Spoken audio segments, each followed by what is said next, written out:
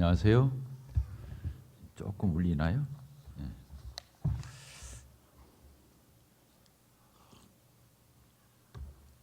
네, 우리 마태복음 16장을 이렇게 보도록 하겠습니다. 마태복음 16장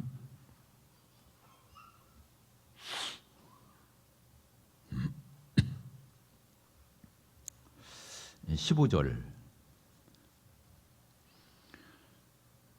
16장 15절 이르시되 너희는 나를 누구라 하느냐 시몬 베드로가 대답하여 이르되 주는 그리스도시요 살아계신 하나님의 아들이시니이다.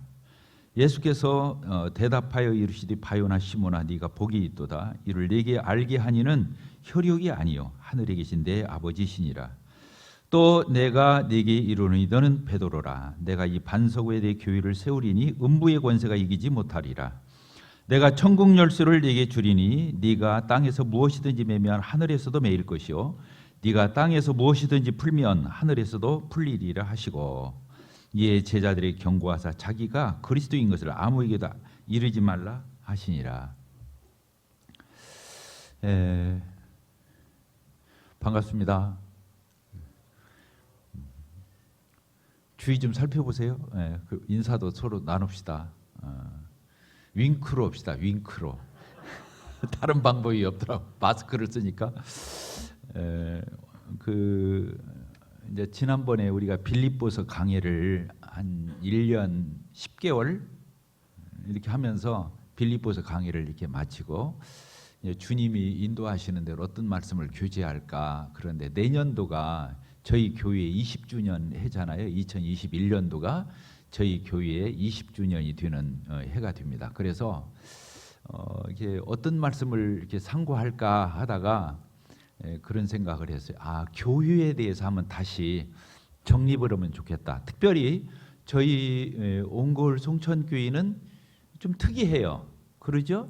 일반 기성교회와 본질에 있어서는 다를 것이 없는데 많은 부분에 있어서 좀 차이가 있어요. 딱 들으면은 저희 교회 자매님들이 하얀 스카프 너울을 쓰고 있는 것도 다르고 또 이렇게 오게 되면 아침에 뭐랍니까 우리가 지금 떡과잔을 이렇게 놓고 매주마다 저희들은 이렇게 예배를 드리잖아요. 이제 일반 교회에서는 설교만 듣는 것을 예배라고 그러는데 저희들은 설교는 지금 이때 이렇게 예배를 마치고 만찬 예배, 성찬 예식을 마치고 또 저희들은 이렇게 말씀을 듣잖아요. 그러니까 말씀 듣는 것만을 예배라고 하지 않고 떡과잔을 놓고 저희들이 하나님 앞에 감사하고 찬양하고 또 연보를 드리고 이렇게 하는 이 감사를 예배라고 하면서 설교는 그 일부로 이렇게 하고 있습니다. 많은 부분에서 특별하다고 봐야 돼요. 또 제가 이 교회에 목회하고 또 저희 교회에 목회하는 분들이 이게 5분이 계신데도 불구하고 외부에서 오면 당황을 해요. 형제님 이렇게 부르면 다른 데는 감히 목사님한테 형제라고 그게 성경에서 맞거든요. 나중에 이제 우리가 보게 되겠지만 성경에서는 다 형제들아 이렇게 했죠. 어디가 목사님, 권사님, 장로님, 집사님 이렇게 부른 적이 없어요. 이게 지금 저희들이 정상적으로 하는 거 있음에도 불구하고 많은 교회들에서 이렇게 익숙해진 걸로 저희들을 바라보면 이상하게 보일 수 있죠. 그러지 않겠어요? 또 교파가 뭐냐 이렇게 물어보면 또 뭐 교파가 없다 하는 건데 사실은 저희들이 교파가 없는 건 아니죠. 왜 그러냐면 인간이 내 안에서 이렇게 세워진 제도나 어떤 이런 폼이 스펙트럼이 있기 때문에 많은 교회들이 이제 장로교, 감리교, 성결교, 뭐 침례교, 순복음교 이게 다 이렇게 그 그룹을 형성하고 있잖아요. 저희들도 사실은 있어요. 그런데 그것을 마치 당연한 양 부르는 것은 성경적이 아니고 부끄러운 일이죠. 근데 피치 보독에 우리도 뿌리가 있고 어떤 흐름이 있고 폼이 있기 때문에 그걸 안 될 수가 없어요. 그래서 저희들을 교의사, 기독교의사를 이렇게 통해서 자세히 연구에 들어가 보면 저희를 가리켜서 뭐라고 말합니까? 기독교 형제단, 형제교회 이렇게 부릅니다. 크리스찬 브레드린. 브라더의 복수형 브레드린 이렇게 부르죠. 그냥 미국에서는 저희들을 가리켜서 어디에 소속해 있습니까? 그러면 저희들이 그냥 브레드런 이렇게 하면 다 알아듣거든요. 근데 어쨌든 장로교, 감리교, 성결교, 침례교, 순복음교 이렇게 붙인다 할지라도 브레드린 이렇게 붙이는 것이 성경적이지는 않다고는 건 알고 해야 된다 그런 얘기예요. 왜 그냥 교회는 하나인 거잖아요. 또 뭐 교의사가 그런 걸 얘기잖아요. 본래 초대교회에서 넘어올 때 캐톨릭, 지금 그 구교 캐톨릭이 있잖아요. 로만 캐톨릭이 있었죠. 그래서 종교 개혁을 1517년도 누터, 1570년대에 칼빈, 그다음에 쯔빙글리, 그다음에 영국에서는 존 웨슬레, 이런 분들이 있어가지고 종교 개혁을 해서 개신교가 나왔어요. 프로테스탄트, 이 개신교가 나온 거거든요. 그러니까 개신교가 나온 것은 1500년 이후예요. 그러면 지금 500년 된 거거든요. 얼마 전에, 몇 년 전에 우리 개신교 500주년이 됐거든요. 왜 그러냐면 1517년이 루터가 그 95개 조항을 그 구텐베르크 그 성당 앞에다가 이게 붙이면서 이제 이 종교 개혁에 선언한 걸로 보기 때문에 1517년이면 지금 몇 년도에 2021년도잖아요. 그냥 2017년도가 500주년이었어요. 개신교. 우리 개신교는 보통 몇 년 됐다고 보는 거예요. 500여 년 된 거예요. 아무리 오래됐어도 개신교가. 근데 저희 브레드련은 개신교가 또 아니에요. 저희 브레드련은 초대교회 때부터 지금까지 계속 이어져 오는 거예요. 캐톨릭에서 개신교로 왔다 개신교에서 저희의 어떤 한 분파가 이루어진 게 아니고 이제 300년도에 310년 정도 이때에 어떤 일이 있었냐면 로마의 국교로 이 기독교가 정해지면서 콘스탄틴 황제가 기독교로 정해지면서 어떻게 됐습니까?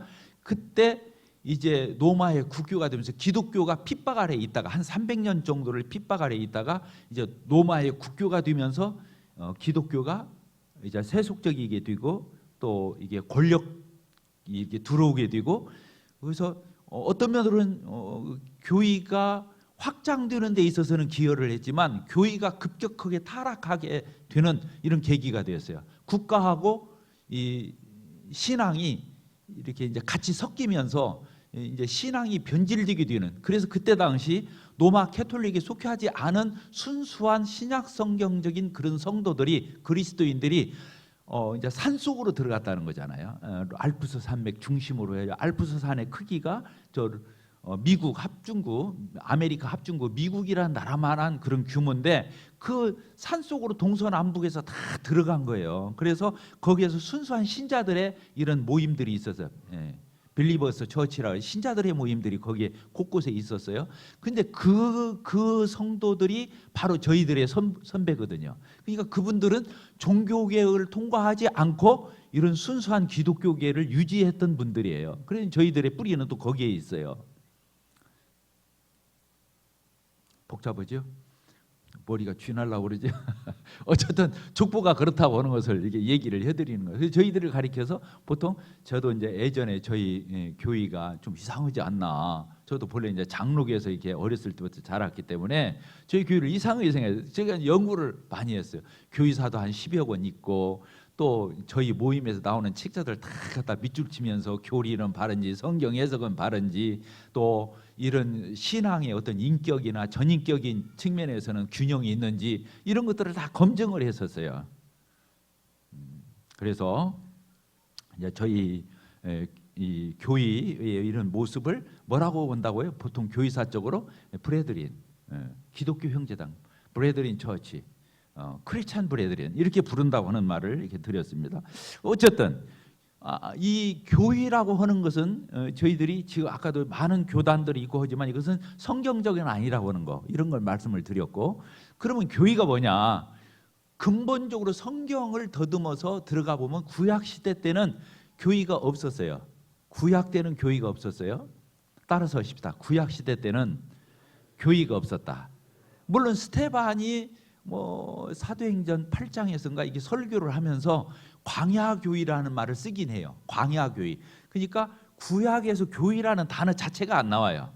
근데 사도행전에서 스테반이 설교를 하다 갑자기 광야교회라는 말을 쓰니까 구약에서도 교회가 있었다 이렇게 표현하는데, 이런 하나님의 경륜 가운데서 교회는 아니에요. 그것은 이스라엘 백성들이 애굽에서 출애굽을 해가지고 별도로 구별돼서 하나님의 부름을 입었다 이런 의미로 광야교회라는 말을 썼죠. 출애굽을 해서 광야에서 40년을 배회였잖아요. 그래서 광야교회라는 말을 썼지 하나님의 경륜에 있어서 교회라는 단어를 쓰지 않았다고 하는 거, 이제 이런 부분을 알아야 돼요. 자, 우리 마태복음 16장 어디를 보면 알 수 있냐면 16장 18절. 이제 베드로가 이렇게 고백을 했어요. 16절에서 주는 그리스도시요 살아계신 하나님의 아들이십니다. 이렇게 예수님에 대해서 고백을 해요. 그리스도라는 말은 메시아, 구세주, 그리고 하나님의 아들. 하나님의 아들만이 그리스도가 될 수 있어요. 하나님의 아들은 곧 또 하나님이셔요. 이제 이런 고백을 베드로를 통해서니까 베드로에게 예수님이 너 그걸 안 것은 네가 머리가 영리해서 아는 게 아니야. 하늘에 계신 하나님이 너에게 계시해 준 거야. 그래서 네가 그런 고백을 한 거거든. 이렇게 지금 칭찬하는 장면이 나와요. 그러면서 이 베드로에게 하는 말씀이 몇 절입니까? 18절. 내가 내게 이르노니 너는 베드로라. 내가 이 반석 위에, 이 베드로라는 말이 반석이에요. 이 반석 위에 내 교회를 세우리니, 이렇게 되어 있어요. 이 베드로 위에다가 교회를 세우겠다, 이런 표현을 썼거든요. 그럼 베드로가 그러면 교회에 뭐 이렇게 초석이냐, 그런 의미는 아니에요. 베드로의 신앙 고백, 주는 예수님을 어떻게 고백했어요? 주는 그리스도시요 살아계신 하나님의 아들이십니다. 이 신앙 고백 위에 교회가 건축되는 이런 부분을 말한 거죠. 그런데 또 한편으로는 실제 팩트로 보면 베드로가 또 그런 역할을 하는 게 아니에요. 문자적으로도 베드로가 예루살렘 사도행전 2장 이런 데서 보게 되면은 초대교회 때 처음에 나가서 막 복음을 외친 사람이 베드로예요. 또 가까운 사마리아 지역에 가서 또 복음을 외친 사람이 또 베드로예요. 또 고넬료라고 하는 저 이방인한테 가서 복음을 외친 사람이 또 베드로예요. 그러니까 베드로가 가는 데마다 길을 열은 거예요. 유대인들에게도, 이스라엘 사람들에게도 복음을 전하는 사람이 베드로고, 사마리아, 이방과 이스라엘의 중간 지역에 있는 사마리아 지역에 가서도 복음을 전하는 게 베드로고, 또 저 이방인 로마 그 백부장인 고넬료에게 복음을 전하는 사람도 베드로예요. 그러니까 이 베드로는 천국 열쇠를 가지고 있는 사람과 같은 역할을 사실 했어요. 그러니까 그 다음 절에 그렇게 써 있죠. 18절 이렇게 보게 되냐, 또 내가 네 이르노니 너는 베드로라. 내가 이 반석 위에 내 교회를 세우리니 음부의 권세가 이기지 못하리라. 내가 천국 열쇠를 네게 주리니. 여기 베드로한테 준다. 네게 이랬으니까 베드로에게 주겠다. 네가 땅에서 무엇이든지 베면 하늘에서도 매일 것이요 네가 땅에서 무엇이든지 풀면 하늘에서 풀리라. 너를 통해서 천국의 문이 열린다. 네가 복음 안 전하고 네가 복음을 닫으면 천국이 막힌다, 이런 표현을 쓰면서 베드로에게 천국 열쇠를 준 표현을 실제로 했고, 베드로의 일대기를 보면 또 그렇다고 하는 것을 일면 또 실감할 수 있어요. 그래서 성경학자들은 이 두 가지를 말을 해요. 베드로의 신앙 고백, 그리고 베드로의 실제적인 그런 역할. 근데 베드로만 그랬냐? 안 그래요. 베드로와 더불어서 12사도가 그 일을 같이 한 거죠. 근데 베드로가 대표격이에요. 그래서 교회는 어디에 세워졌냐면 선지자들과 사도들의 그 기초 위에, 터 위에 세워졌다, 이런 말씀이 성경에 나와요. 어디에 세워졌다고요? 선지자들과 사도들의 터 위에 세워졌다. 그래서 사도가 여기 지금 나오는 거예요. 이렇게 성경학자들이 대다수가 이렇게 성경을 해석하고 있다고 하는 거, 저만 이렇게 해석을 하는 것이 아니라 이게 공통된 해석이라고 하는 것을 우리가 알고 있었으면 좋겠어요. 여기 보니까 예수님 생전에 지금 이 고백을 할 때 예수님 앞에서 지금 고백하는 거예요. 주는 그리스도 이제 살아계신 하나님의 아들이십니다. 이 베드로의 이 고백은 예수님 앞에서 지금 하는 거잖아요. 그런데 그때는 교회가 없었어요. 왜 그러냐? 여기 보니까 교회를 세웠다 이런 게 아니고 세우리니 이렇게 돼 있어요. 따라서 비슷하. 교회를 세우리니. 세우리니 이 말은 미래형 시제예요. 시제가 미래형이에요. 그러니까 예수님 살아 생전에는 교회가 없었어요. 예수님이 이 땅에 33년 동안 공생애를 하셨죠. 예수님 죽으셨죠. 부활하셨죠. 승천하셨어요. 그때까지 교회는 이 지상에 없었어요. 여기서 보니까 아직 교회가 세워지지 않아. 그러면 교회는 언제 세워졌냐? 사도행전 2장에서 성령님을 예수님이 보내주셨어요? 안 보내주셨어요? 예수님이 보내신 거예요. 누구한테 요청해서? 하나님 아버지에게 예수님이, 성자 하나님이신 예수님이 성부 하나님이신 하나님 아버지에게, 하나님, 제가 하나님 보좌 우편에 갈 건데 이제 누구를 보내주세요? 저 대신 다른 보혜사 성령님을 보내주시죠. 이렇게 예수님이 요청을 한 거예요. 하나님 아버지. 그래서 하나님 아버지께서 성령님을 보내주신 거예요. 그러니까 삼위일체 하나님이 다 동원된 거예요. 교회를 세우는 데 있어서. 누가 오셔서 교회가 세워졌다고요? 성령님이 오시면서, 성령 강림이라고 그래요. 예수님이 마리아의 뱃속에서 잉태되어서 오신 것처럼 제3위이신 성령님이 비둘기처럼 불의 혀처럼 이 땅에 강림하신 거예요. 이 구속사는 놀라운 거죠. 하나님이 계획하시고 예수님이 오셔서 하나님에 대해 순종하셔서 사역을 이루시고 성령님이 오셔서 그것을 보편적으로 다 적용해서 이 하나님의 나라를 건설해 가시는 삼위일체 하나님의 사역을 우리가 여기서 볼 수 있죠. 교회 사역도 똑같다, 이렇게 볼 수 있는 것입니다. 그래서 사도행전 2장에서 드디어 성령이 임하면서 그때까지는 그래서 성령을 기다리라고 그랬어요. 그래서 예수님과 110명의 성도들이 골방에서, 다락방에서 기도하면서 기다린 거예요.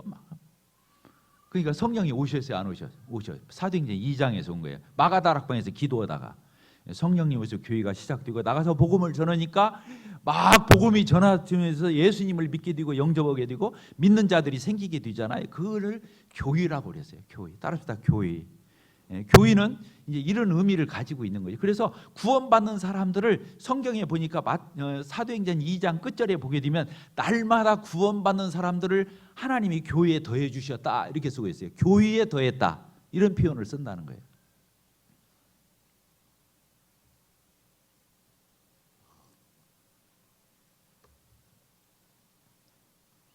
여기서 아주 중요한 너무 평범한 얘기지만 중요한 얘기가 나오죠. 뭐냐, 교회는 건물이 아니에요. 따라서 교회는 건물이 아니다. 지금 우리 여기 건물에 들어가죠. 예배당 홀에서 지금 우리가 예배도 드리고 이렇게 말씀도 듣고 이렇게 하고 있잖아요. 이 예배당 건물, 이 건축물, 이것은 교회가 아니에요. 이건 교회당이에요. 교회당, 예배당. 따라서 교회당, 예배당, 이렇게 붙여야 돼요. 저희 그래서 앞에 우리가 광고판에다가 옹골 송천교회당 이렇게 붙인 거예요. 예배당 이렇게 붙여. 예배를 드리는 집, 당이라는 말이 홀이라는 데, 홀, 영어로. 그래서 우리 그런 공간, 건물의 공간을 가리키는. 그래서 우리 여기 이제 우리가 이제 너무 보편화돼 가지고 그냥 건물을 가리켜서 옹골 송천교회야, 여기 이 건물을 가리키면서 옹골 송천교회 이렇게 표현하는데 이해는 돼요. 이것이 너무 이제 보편적인 통속적인 이런 단어가 되었기 때문에 교회라고 하는 것은 이해가 되지만 교회 그러는 건 아니에요, 사실은. 여기 앉아 있는 저 강당에 계신 우리 자매님들도 다 이해가 되시죠? 네, 그럴 겁니다. 그래서 여기는 교회라고 하는 것은 건물이 아니라 뭘 가리키는, 사람을 가리키는 말이에요. 따뜻하 사람을 가리킨다. 그래서 구원받은 사람들이 모여 있는 그 무리, 그 그룹, 그 떼지어 있는 그 떼를 가리켜서, 왜 그냥 혼자는 교회가 될 수가 없어요. 교회는 불러냄을 받은 무리, 이런 뜻이에요. 교회의 원 단어가 뭐냐면 헬라어로 에클레시아예요. 따라서 에클레시아. 에클레시아라는 말이 뭔 말이냐면 부름을 받은 자들의 모임, 이 뜻이에요. 부름을 받았다, 이러면 부름을 받은 자들의 모임, 그리고 불러냄을 받은 자들의 모임을 가리키는 거예요. 그래서 이렇게 모였잖아요, 지금 우리가. 그래서 우리 모임은 처치라고 않고 뭐라고 표현해요? 어셈블리라고 표현하는 거예요. 어셈블리. 우리 교회 이름을 사실은 처치라고 해야 보통 통하는 말인데 우리 교회는 처치라는 말보다는 어셈블리라는 말을 써요. 어셈블리라는 말이 모임이라는 뜻이에요. 모임. 그냥 뭐 개모임, 동호인 모임, 뭐 335 이렇게 모이는 것을 어셈블리라고 그래요. 근데 우리를 가리켜서 우리가 스스로 어셈블리라고 이름을 붙인 거예요. 모인부리. 그래서 교회라고 하는 단어는 절대로 건물을 나타내는 단어도 아니고 어떤 교파명을 나타내는, 조직을 나타내는, 단체를 나타내는 게 아니다. 구원받은 하나님의 생명을 소유한, 예수님을 영접한, 그래서 복음으로 불러낸 무리. 이 세상에서 저 세상 사람들과 똑같이 다 살아가고 있는데 복음을 전해가지고 불러낸 거예요. 예수님을 믿기 위해서 불러낸 거예요. 그래서 지금 이 자리에 함께 모여있는 거예요. 이 모여있는 장소를 교회라고 그러는 게 아니라 모여있는 사람을 교회라고 그러는 거예요. 이해가 되셨죠? 따라서 합시다. 모여있는 장소가 아니라 모여있는 사람을 가리켜서 교회라고 부른다. 그걸 에클레시아라고 그래요. 교회는 구별된 자, 이런 뜻이에요. 불러냄을 받은 자. 그래서 교회 나온 사람은 구별이 돼야 하는 거예요. 세상에서 살죠. 교회는 세상에 있어요. 저 불교나 이런 데는 막 산속으로 들어가서 절 짓고 그러잖아요. 교회는 그런 게 아니야. 그냥 이런 우리 삶에 이런 터전 위에 교회 예배당이 다 있어요. 왜 그냥 교회는 세상에 있는 거거든요. 그런데 세상과 똑같으면 안 돼요. 세상과 구별되어야 돼요. 세상에서 불러낸 거예요. 그래서 교회에 왔는데 세상하고 별 차이가 없어. 그 사람을 크리스찬이라고 해서 만났는데 세상 사람하고 거기서 거기야. 그러면 안 되는 거예요. 불러냄을 받은 자들, 구별된 자, 거룩한 자. 그래서 거룩하다고 그래가지고 구별됐다라는 뜻으로 성도 그러는 거예요. 따라서 성도. 성도라는 말이 그런 뜻이에요. 성자가 거룩할 성자에다가 도자가 무리도 해가지고 거룩한 무리. 그래서 세상의 세속적인 삶에서 그냥 사람들하고 똑같이 살아가던 사람들을 복음으로 불러서 예수님으로 불러서 이 자리에 한 곳에 불러 모아가지고 교회를 이룬 거예요. 놀라운 의미가 있죠. 교회가 그렇게 생겨난 것입니다. 교회는 건물이 아니라고 그랬습니다. 사람이라고 그랬어요. 자, 우리 마태복음 18장을 읽어봅시다. 마태복음 18장 15절 제가 읽겠습니다. 네 형제가 죄를 범하거든 가서 너와 그 사람과만 상대하여 권고하라. 만일 들으면 네가 네 형제를 얻은 것이요 만일 듣지 않거든 한두 사람을 데리고 가서 두세 증인의 입으로 말마다 확정하게 하라. 어떤 사람이 죄를 지었어요. 나한테 잘못했어요. 그러면 그 사람하고 1대1로 만나서 권면을 하라는 거예요. 들으면 잘 된 거죠. 근데 안 들어. 그러면 한두 사람을, 그 사실을 아는 한두 사람을 데리고 와서 증인을 내세워가지고 또 그 사람하고 말을 하는 거예요. 근데 그 사람 그때 또 말을 들으면 좋은데 말을 안 들어. 그럴 적에는 어떻게 하라고 그랬어요? 17절 같이 읽겠습니다. 시작. 만일 그들의 말도 듣지 않거든. 어디에 말하고? 교회에 말하고. 교회의 말도 듣지 않거든. 이방인과 세리와 같이 여기라. 여기서 교회에 말하고 이 말이에요. 건물이 아니라는 걸 알 수 있잖아요. 건물에다가 어떻게 말해요? 또 건물의 말도 말을 듣지 않으면 이렇게 해석할 수가 없다 그 말이에요. 이것은 이 구원받은 성도들의 이 무리, 그러니까 이 교회의 대표가 누굽니까? 장로들이죠. 장로를 가리키는 말이에요. 그래서 그 다음에 보게 되면 이제 교회의 말도 안 들으면 이방인과 세리와 같이 여기라 이 말은 교회의 말을 안 들으면 이제 끝까지 갔다는 거지. 막 나간다는 얘기예요. 그러니까 그 사람을 출교하는 거예요. 교회에서 쫓아내는 게 교회가 사랑하고 다 보듬고 품고 이렇게 가는 데가 아니에요. 이 교회는 가정과 같은데 영적 가정, 따집시다. 영적 가정. 하나님의 아버지가 되시고 예수님이 교회의 머리가 되시고 우리는 하나님의 자녀들이고 그리스도인들이에요. 예수님을 믿는 그리스도인들. 그래서 이 교회는 영적 가정이에요. 영적 가정은 사랑도 있지만 질서도 있어요. 어머니 아버지도 있죠. 거기는 형도 있죠. 누나도 있죠. 오빠도 있죠. 이렇게 질서가 있잖아요. 그런 것처럼 교회는 질서가 있는 곳이거든요. 그런데 질서를 안 따라요. 막 나가요. 무질서에 가요. 이럴 적에는 그 사람을 쫓아내는 이방인과 세리와 같이 여기라는 말씀이 그런 뜻이죠. 그러면서 그 다음 절에 뭐라고 되어 있습니까? 또 18절, 아까는 이제 복음을 전해서 천국 열주를 이렇게 하는 걸 얘기했는데 18절에서 뭐라고 그랬습니까? 18장 18절, 16장 18절과 이 18장 18절이 비슷해요. 뭐냐? 진실로 너희에게 이르노니 무엇이든지 너희가 땅에서 매면 하늘에서 매일 무엇이든지 땅에서 풀면 하늘에서 풀리리라. 아까 비슷한 말씀이 있었잖아요. 마태복음 16장에서 비슷해요. 여기서도 보니까 아까 복음을 전해서 천국을 열어주기도 하고 닫기도 하는데 여기서는 그런 뜻이 아니고 징계를, 교회가 징계를 하면 하나님도 징계를 같이 한다는, 교회가 그 사람을 묶으면 하나님도 묶는다는 거예요. 교회가 풀면 하나님도 풀어주신다는 거예요. 이해가 되시죠? 이게 징계와 더불어서 나오는 말씀이거든요. 그 다음 절 이렇게 보게 되면 뭐라고 되어 있습니까? 19절 같이 읽읍시다. 시작. 진실로 다시 너희에게 이르노니 너희 중에 두 사람이 땅에서 합심하여 무엇이든지 구하면 하늘에 계신 내 아버지께서 그들을 위하여 이루게 하시리라. 여기 두 사람이 땅에서 합심해서 구하면 하나님이 특히 이게 교회의 최소단이다. 2명. 그 다음에 그 다음 절 20절이 뭐라고 되어 있으면 또 읽겠습니다. 시작. 두세 사람이 내 이름으로 모인 곳에는 나도 그들 중에 있는 자. 이 두세 사람, 교회의 최소단임. 아까 혼자는 교회가 아니라고 했잖아요. 왜? 무리를 가리키는 거니까. 그래서 여기 보면 두세 사람이 모인 곳에 누구도 같이 있겠다? 우리 주님도 그 자리에 같이 있겠다는 거예요. 그런데 여기 성경학자들이 이것은 교회의 최소 단위도 해석하기도 하고 이 마태복음 18장에 있는 내용을 복수 장로로 해석하기도 해요. 왜?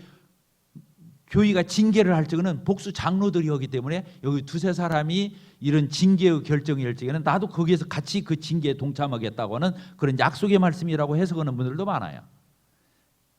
교회로 보는 사람도 있고 교회의 치리자로 보는 어떤 교회 리더로 보는 해석도 있다는 거예요.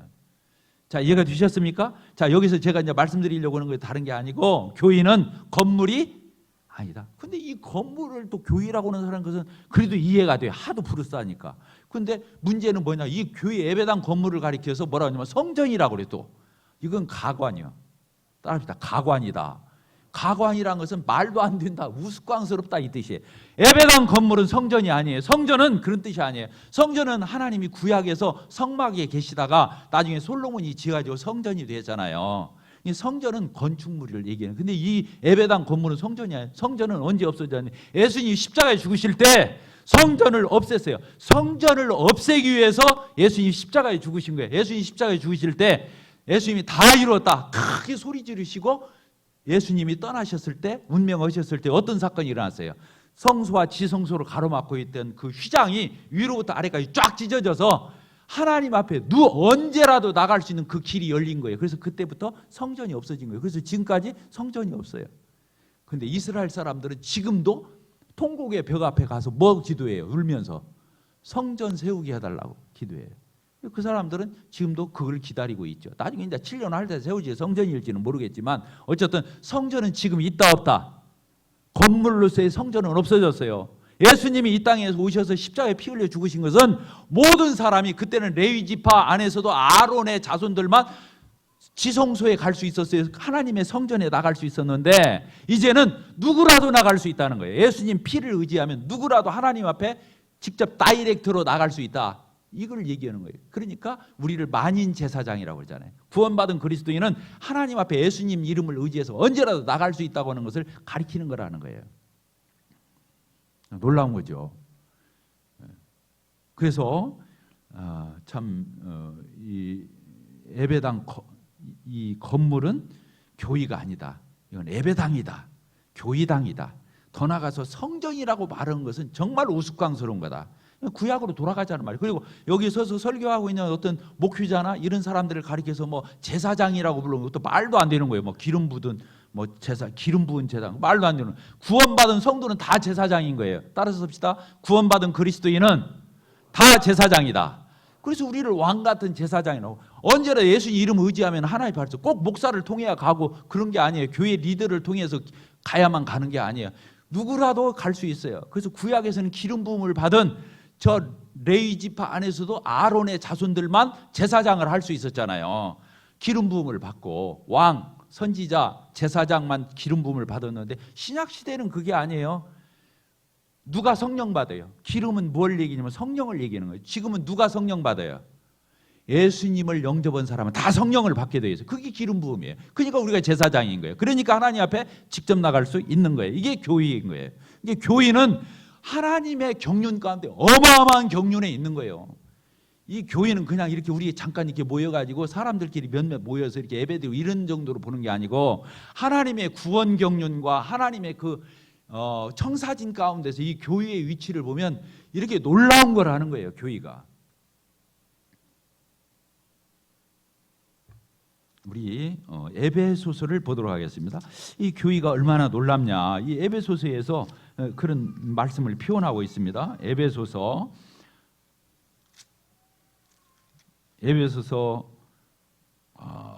1장 에베소 1장 22절 우리 같이 읽겠습니다. 시작. 또 만물을 그의 발 아래 복종하게 하시고 그를 만물 위의 교회의 머리로 삼으셨느니라. 교회는 그의 몸이니 만물 안에서 만물을 충만하게 하시는 이의 충만함이니라. 이렇게 되어 있죠. 여기 보니까 만물을 누구 발 앞에? 예수님의 발 앞에 복종하게 했어요. 만물이.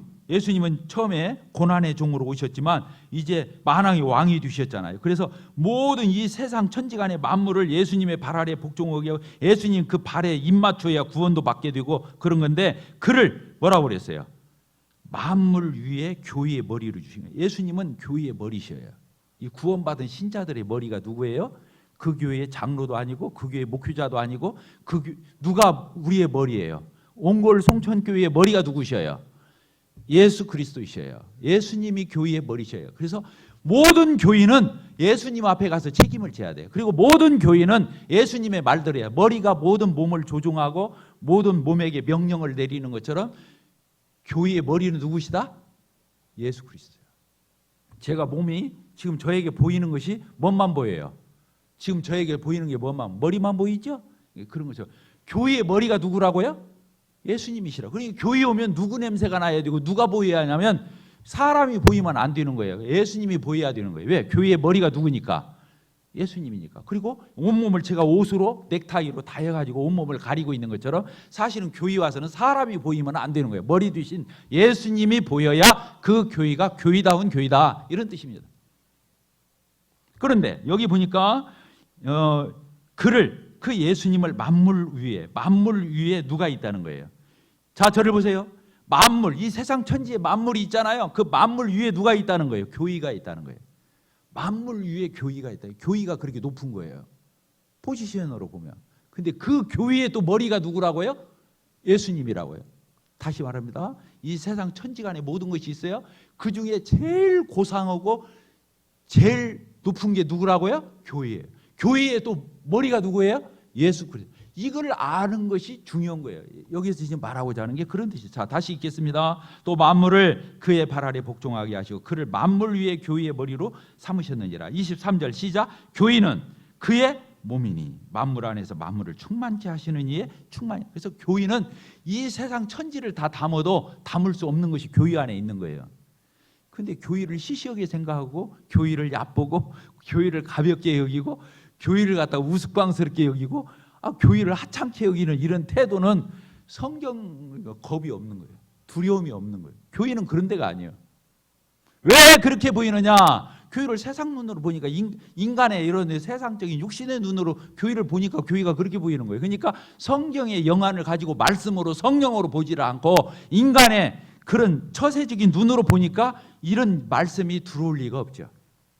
들어올 리가 없는 거예요.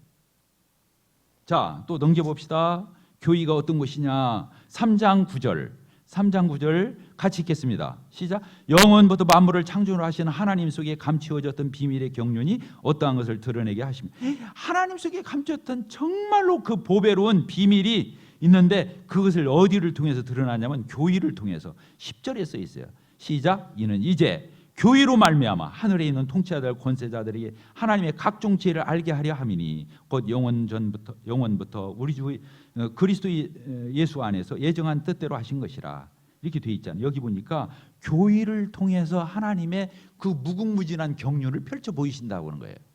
이 교회를 통해서. 교회는 하나님의 보배예요. 하나님의 보물이에요. 교회가. 옛날에 지금도 그럴지 모르겠는데 폐물 같은 거 집에서 진짜 가치 있는 폐물, 금은, 보석 어디다가 숨겨놔요? 막 싸가지고 어디다 놓죠? 저 이불장 속에 저 깊은데 막 나중에 못 찾아. 돌아가시고 난 뒤에 이제 정리하려고 보면 그 속에 들어있어. 그러니까 보물은 어디다 놓는 거예요? 저 속에다 감춰 놓는 거예요. 마태복음에서도 써 있었잖아요. 뭐 값진 진주를 구하는 장사가 있는데 자기에 있는 이런 것들을 팔아가지고 그 값진 진주 하나를 샀다. 더 좋은 보물을 샀다는. 어떤 밭에 감추인 보화가 있는데 재산 다 팔아가지고 그 밭에 감추인 그 밭을 샀다는 거예요. 그 속에 밭 속에 뭐가 있으니까? 보화가 있으니까. 그게 뭐냐면 교회를 얘기하는 거예요, 사실은. 이 교회는 하나님의 안중에 하나님의 경륜 가운데 이런 보물이시라는 거예요. 사람의 눈으로는 볼 수가 없어. 눈에 띄지도 않아. 발견이 안 되는 거예요. 그런데 하나님이 보실 때는 가장 극상의 보물이 교회를 가리키는 거예요. 교회. 한 구절 읽고 마치겠습니다. 사도행전 20장 읽겠습니다. 사도행전 20장 28절 같이 읽겠습니다. 시작. 여러분은 자기를 위하여 또 온 양떼를 위하여 삼가라. 성령이 그들 가운데 여러분을 감독자로 삼고 하나님이 자기 피로 사신 교회를 보살피게 하셨느냐. 여기 보니까 교회 앞에다가 뭐라고 썼냐면 하나님이 자기 피값을 지불하고 샀다. 그 교회를 이 장로들이 섬기는 거예요. 네, 목회원다 그 말이죠. 여기가 하나님이 피값을 주시고 사신 교회. 교회가 그러니까 가치가 있어요, 없어요? 금이나 은같이 없어질 것을 그런 것 값을 치르고 사신 것이 아니라 하나님이 자기 피값을 치르고 샀다는 거예요. 이게 교회가 얼마나 하나님께서 애지중지하는 하나님이 소중히 여기는 얼마나 가치 있고 극상의 이런 경륜 가운데 있는가를 우리가 교회를 아는 거예요. 그래서 이 교회가 정말로 신약 성경적이어야 돼요. 하나님의 말씀대로 사도행전적으로 초대교회처럼 이제 우리가 그런 것들을 하나하나 살펴가게 될 것입니다. 앞으로 우리가 이제 20주년을 이렇게 앞두고 주님이 허락하시는 대로 이런 부분을 같이 교대하라. 우리 온골 성천교회가 이런 하나님께서 경륜하신, 하나님께서 의도하신, 하나님께서 꿈꾸시는 이런 신약 성경적인 그런 아름다운 교회가 될 수 있도록 우리 모두가 기도하고, 또 우리가 교회의 일원이잖아요. 그래서 내가 그렇게 변화되어야 우리 교회가 그렇게 되겠죠. 같이 기도하고 동참하고 그렇게 할 수 있게 되기를 바랍니다. 기도하겠습니다. 하나님 아버지 감사합니다. 오늘도 저희들 이렇게 교회에 함께하여 저희들 하나님 앞에 예배드리고 또 말씀을 듣고 피차의 성령 안에서 교직케 하심을 감사합니다. 이런 교회를 주신 거 감사합니다. 저희들이 영안을 떠서 이 교회가 하나님 보시기에 얼마나 극상해, 얼마나 독보적인 하나님의 보물이고 그런 위치에 있는지 저희들이 하나하나 깨닫고 교회를 존중히 여기고 교회를 섬기고 교회 안에서 온전한 덕을 이루고 하나님께 영광 돌리는 그런 온골 성전교회로 계속해서 세워 가시기를 원합니다. 예수 그리스도의 이름으로 기도하옵나이다. 아멘.